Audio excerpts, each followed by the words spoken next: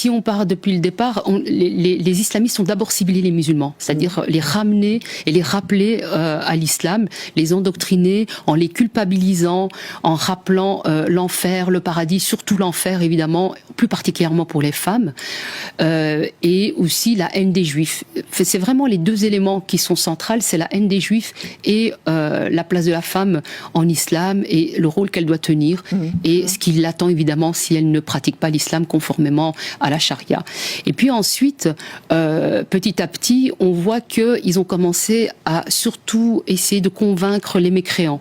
C'est-à-dire qu'au plus on voyait cet entrisme rentrer, pénétrer les différentes sphères, que ce soit les vies associatives, le monde associatif, que ce soit les partis politiques, etc.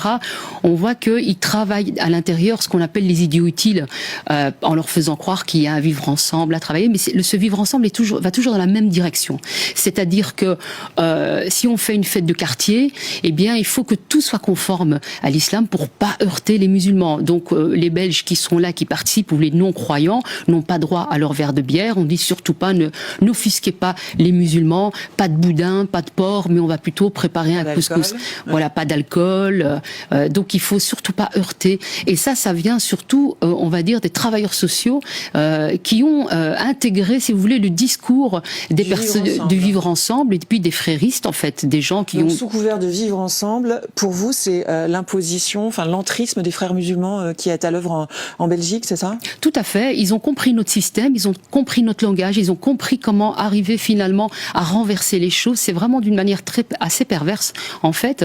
Et donc c'est comme pour le voile finalement, qui était à la base, tout le monde voyait ça comme une soumission de la femme, comme une séparation entre les hommes et les femmes.